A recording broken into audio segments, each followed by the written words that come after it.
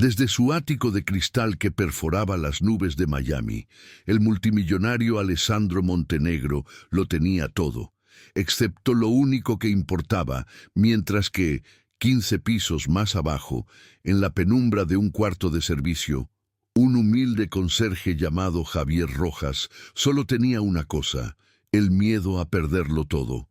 Harto de los informes vacíos y la soledad de su imperio, Alessandro se disfrazó de empleado de mantenimiento, buscando una verdad que el dinero no podía comprar. Y la encontró de la peor manera. Vio a Javier llorando sobre la foto de un muchacho enfermo, y cuando sus ojos se posaron en el relicario de plata que colgaba del cuello del joven, su mundo se detuvo. Era el relicario de Isabella, su esposa muerta, el mismo que se había perdido en el trágico accidente que también le arrebató a su hijo hacía 15 años. ¿Qué harías si descubrieras que el luto que ha definido tu vida durante más de una década fue construido sobre la más cruel de las mentiras? Pero antes de revelar cómo un simple relicario de plata estaba a punto de destruir un imperio y exponer una traición inimaginable, haz una pausa. Si crees que el destino puede reescribir la más triste de las historias y que el amor de un padre es más fuerte que cualquier engaño, toca el me gusta y suscríbete ahora, porque lo que está por venir cambiará todo lo que piensas sobre la justicia y las segundas oportunidades. Créeme, esta es una de esas historias que demuestran que el pasado nunca se queda realmente atrás, y la verdad siempre encuentra su camino a casa.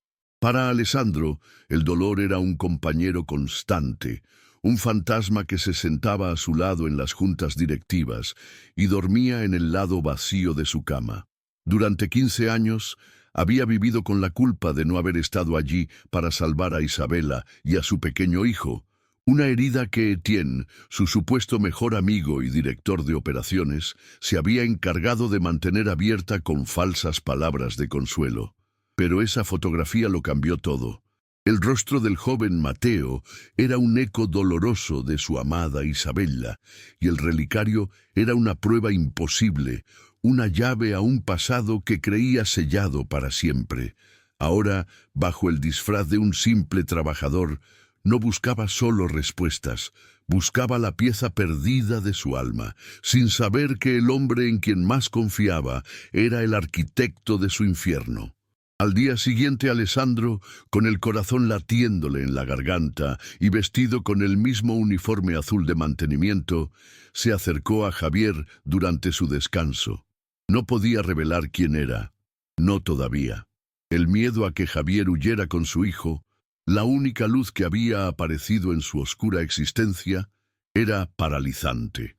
Por eso, adoptó el papel de Alex, un compañero de trabajo conmovido por su historia. «Escuché lo de tu hijo», dijo con una voz ronca por la emoción contenida. «Tengo algunos ahorros, no es mucho, pero quiero ayudar». Le extendió un sobre grueso con dinero, suficiente para cubrir meses de tratamiento. Javier lo miró con una mezcla de incredulidad y profunda desconfianza. ¿Por qué un extraño haría algo así?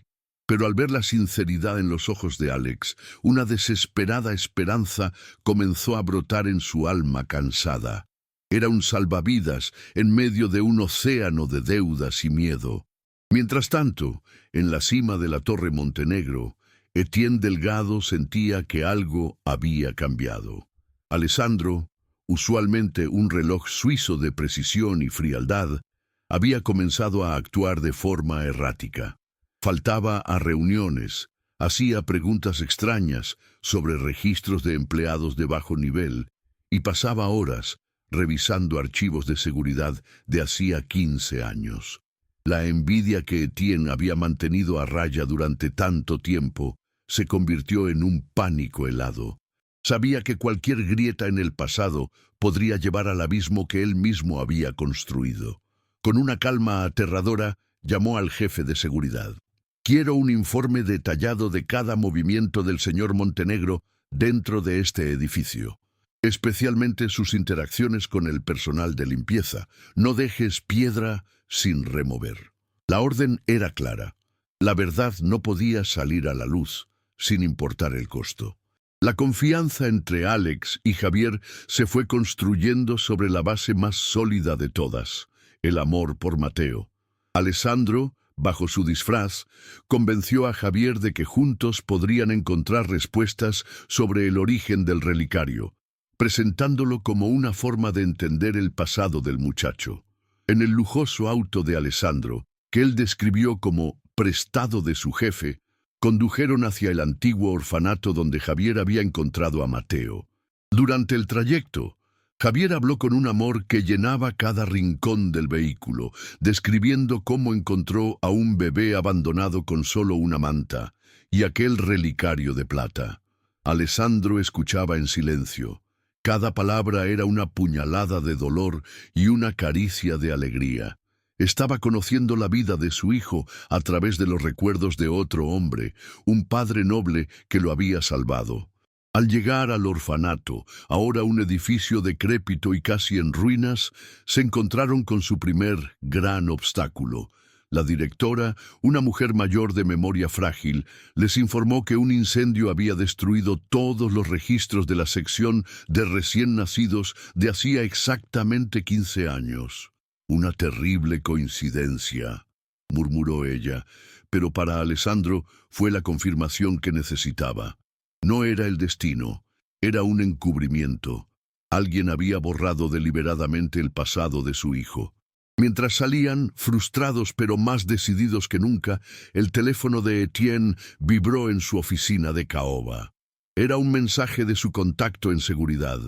Una foto granulada de Alessandro y Javier saliendo juntos del orfanato. El cerco comenzaba a cerrarse y la cacería silenciosa había comenzado. Etienne, con la imagen de Alessandro y Javier saliendo del orfanato grabada en su mente, sintió el sabor metálico del pánico en su boca. La paciencia se había agotado. La sutileza era un lujo que ya no podía permitirse. Decidió que la mejor forma de cortar el hilo que unía a esos dos mundos era eliminar al eslabón más débil. Con una frialdad calculada, tomó uno de los relojes de edición limitada más caros de la tienda insignia, un artículo valorado en una fortuna, y se deslizó por los pasillos de servicio hasta los vestuarios del personal. Con guantes de látex, colocó la joya en el fondo del casillero de Javier Rojas. Era un plan simple, pero brutal. Acusarlo de robo, destruirlo públicamente y asegurarse de que Alessandro nunca más volviera a confiar en un ladrón. Al final de su turno, mientras Javier recogía sus pocas pertenencias, soñando con llevarle una cena caliente a Mateo, dos guardias de seguridad lo interceptaron con una severidad que helaba la sangre. «Señor Rojas, tenemos una denuncia anónima. Debemos revisar su casillero», dijo el jefe de seguridad sin mirarlo a los ojos. Frente a sus compañeros, abrieron la puerta metálica y sacaron el reluciente reloj. El grito ahogado de Javier resonó en el silencio del vestuario. «Eso no es mío. Juro por mi hijo que nunca he robado nada en mi vida». Pero sus palabras se perdieron en el aire.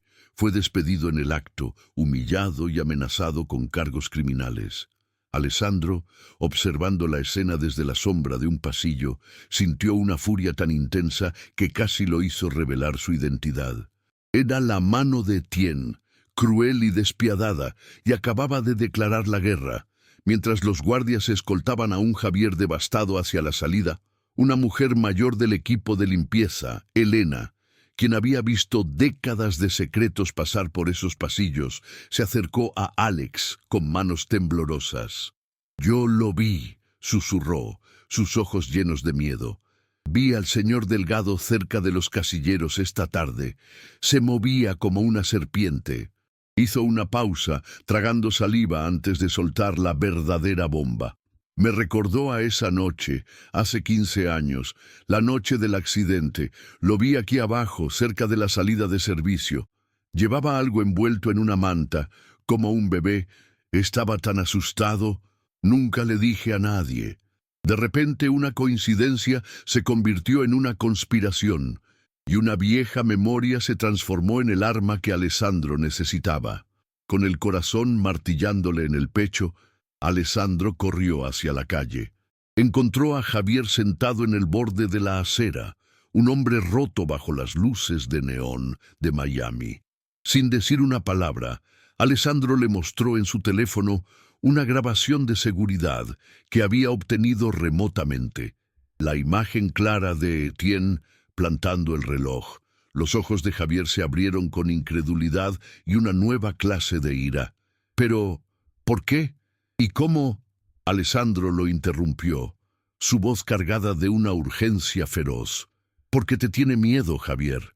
Y tiene miedo de lo que recordaba una de tus compañeras sobre la noche en que mi esposa murió. En ese instante, la fachada de Alex se desvaneció. Javier no vio a un simple conserje, sino a un aliado poderoso. Su dolor compartido se forjó en una alianza de acero, unidos contra el monstruo que les había robado todo. Con la verdad a medio revelar y el enemigo claramente identificado, Alessandro llevó a Javier a un lugar seguro, lejos de las cámaras y los oídos de Etienne, un discreto apartamento de lujo que usaba para negociaciones secretas. Allí, bajo la luz tenue, la verdad completa salió a la superficie. «Mi nombre no es Alex», confesó Alessandro, su voz temblando con el peso de 15 años de dolor. «Soy Alessandro Montenegro, y Mateo es mi hijo». Javier se quedó sin aliento, el mundo girando a su alrededor mientras las piezas del rompecabezas encajaban con una claridad brutal. El relicario, el parecido con Isabella, la persecución de Delgado. No había tiempo para el shock. En ese momento no eran un millonario y un conserje. Eran dos padres, unidos por un mismo amor y una misma sed de justicia, forjando un plan para destruir al hombre que les había robado sus vidas. La gala anual de la compañía en 2 días sería su escenario. El siguiente paso era crucial: asegurar el testimonio de Elena. La mujer estaba aterrorizada, sabiendo que Etienne era capaz de cualquier cosa para silenciarla. Alessandro la contactó a través de un intermediario de confianza y se reunió con ella en secreto. No le ofreció dinero, sino algo mucho más valioso: seguridad absoluta. «Usted no solo me devolverá a mi hijo, señora Elena», le dijo con una intensidad que traspasaba el alma. «Usted le devolverá la justicia a mi esposa. Protegeré a su familia con mi vida. Etienne nunca volverá a hacerle daño a nadie». Al ver en sus ojos no al jefe distante, sino a un padre desesperado, la determinación de Elena se encendió. Con lágrimas en los ojos, asintió. Accedió a grabar su testimonio en video, una declaración jurada que se convertiría en la primera bala en la guerra que estaban a punto de librar contra el monstruo que se escondía a plena vista. Mientras Elena grababa su desgarradora confesión, detallando cómo vio a un joven y frenético Etienne con un bulto en los brazos la noche del accidente, el equipo de investigadores privados de Alessandro trabajaba sin descanso. Necesitaban más que un recuerdo de 15 años. Necesitaban la pieza que lo conectaba todo, la enfermera que había firmado el falso certificado de defunción del bebé. Peinaron registros de hospitales, buscaron en bases de datos de personal jubilado y siguieron pistas frías que no llevaban a ninguna parte. La presión era inmensa. Sabían que Etienne, sintiendo el cerco, también estaría buscando cabos sueltos para cortarlos permanentemente. Justo cuando la esperanza comenzaba a desvanecerse, llegó la llamada.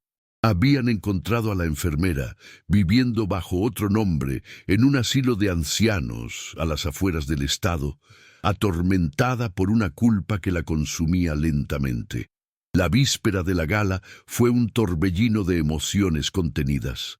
Alessandro y Javier volaron en un jet privado para encontrarse con la enfermera.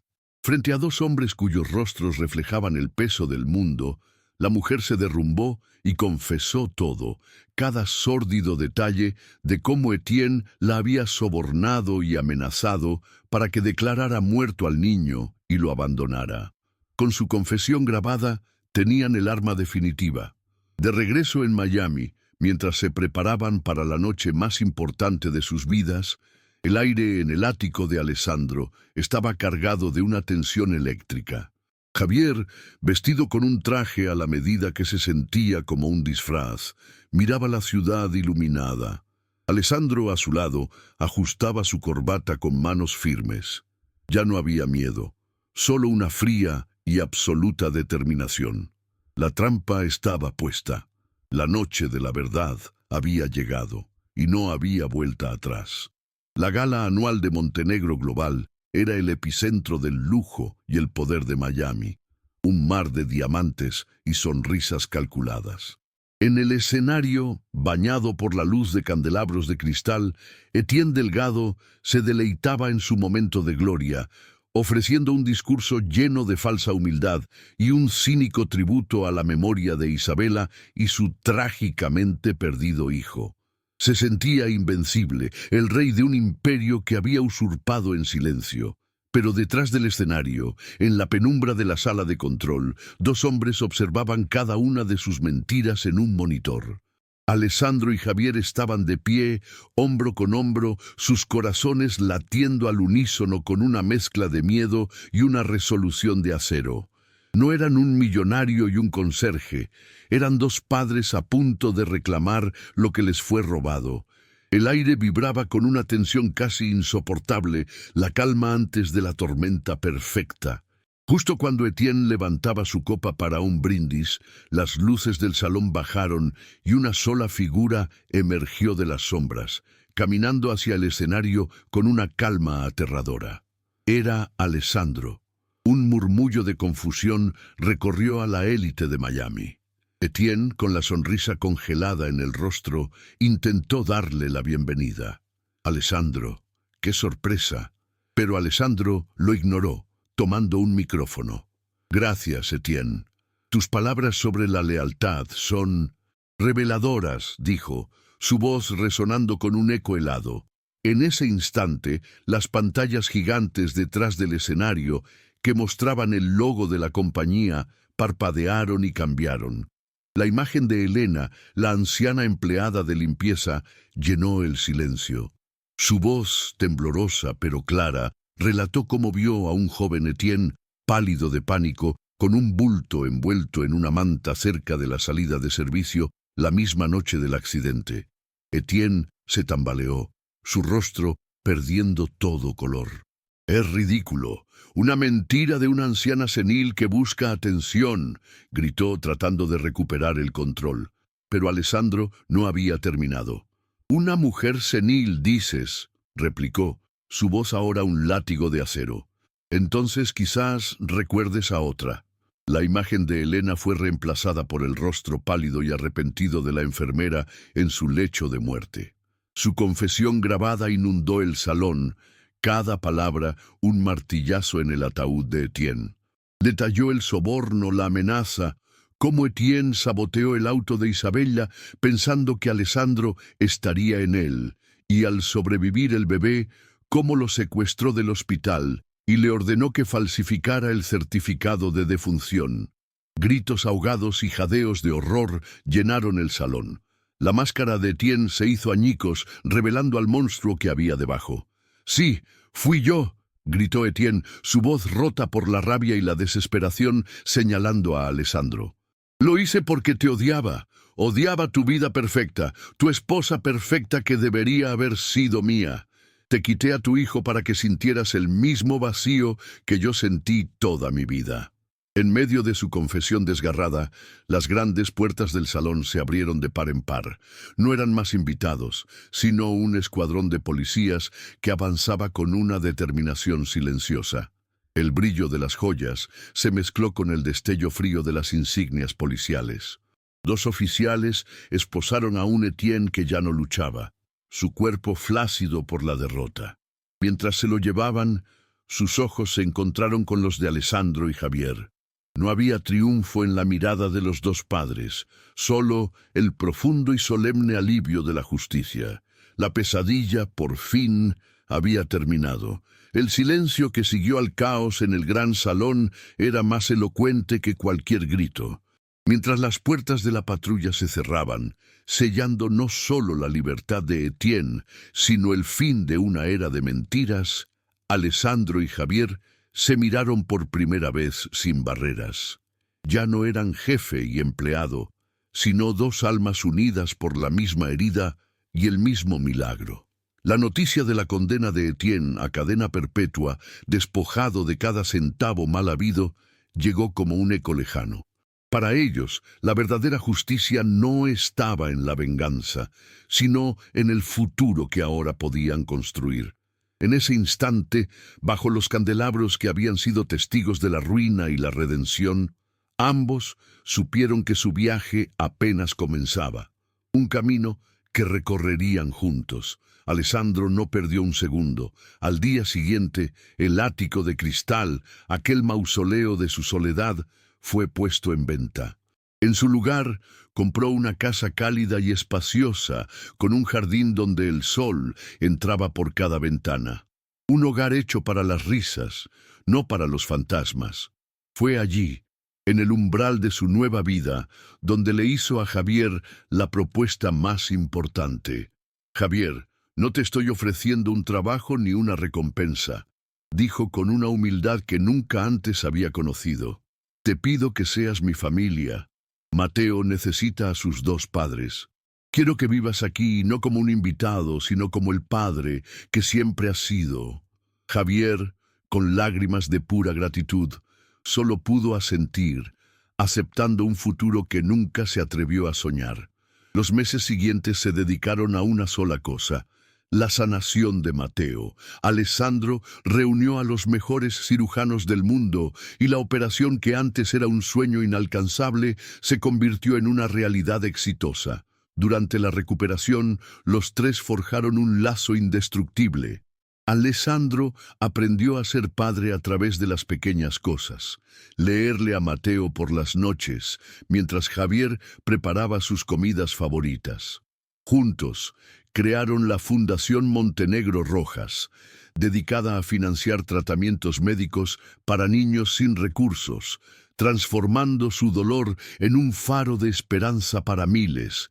Ya no eran dos hombres de mundos opuestos, sino socios, cofundadores y, sobre todo, los orgullosos padres de un muchacho que recuperaba la vida día a día. Un año después, el jardín de la casa estaba lleno de globos y risas. Mateo, con el rostro radiante de salud y felicidad, soplaba las 16 velas de su pastel de cumpleaños. A su lado, Alessandro y Javier lo observaban con una emoción que desbordaba sus corazones. No había rastro de la torre de cristal ni del cuarto de servicio. Solo había un hogar. Intercambiaron una mirada cómplice, una silenciosa promesa de que nunca más permitirían que la oscuridad los tocara, porque el destino les había enseñado la lección más grande de todas, que una verdadera familia no se define por la sangre que se comparte, sino por el amor incondicional que se elige dar cada día, construyendo un lazo más fuerte que cualquier mentira y más brillante que cualquier fortuna. La historia de Alessandro, Javier y Mateo es un poderoso recordatorio de que a veces el destino nos arranca todo lo que amamos solo para darnos algo mucho más verdadero a cambio. Su viaje comenzó en los extremos opuestos del mundo, uno en una torre de cristal llena de soledad y el otro en un humilde cuarto de servicio lleno de miedo. Pero ambos compartían el mismo vacío. Fue el amor incondicional por un niño lo que construyó un puente sobre el abismo de sus diferencias, demostrando que la verdadera conexión no entiende de clases sociales ni de cuentas bancarias. El relicario de plata, que una vez fue un símbolo del luto y la pérdida, se transformó en la brújula que los guió de vuelta a casa, a una familia forjada no en la tragedia, sino en la elección diaria de cuidarse y amarse. Porque al final, su historia nos enseña la lección más grande de todas. La verdadera riqueza no se mide en acciones o imperios, sino en los lazos que sanan un corazón roto. Etienne Delgado lo tuvo todo y lo perdió, consumido por una envidia que lo dejó con las manos vacías en una celda fría. En cambio, Alessandro y Javier, que habían perdido la esperanza, lo encontraron todo en la risa de un hijo sano y en la certeza de tenerse el uno al otro. Ellos son la prueba viviente de que una familia no siempre nace de la sangre que compartimos, sino del amor incondicional que elegimos dar, un amor capaz de reescribir el pasado más oscuro y construir el futuro más brillante. La jornada de ellos demuestra que el amor, forjado en el dolor y la verdad, es la fuerza más poderosa del universo. Si esta historia de redención tocó tu alma y te hizo creer en las segundas oportunidades, comparte este video para que más personas recuerden que la esperanza puede encontrarse en los lugares más inesperados. Toca el botón de me gusta para celebrar el triunfo de esta familia y suscríbete para no perderte más relatos donde el bien siempre vence, sin importar cuán oscura sea la noche.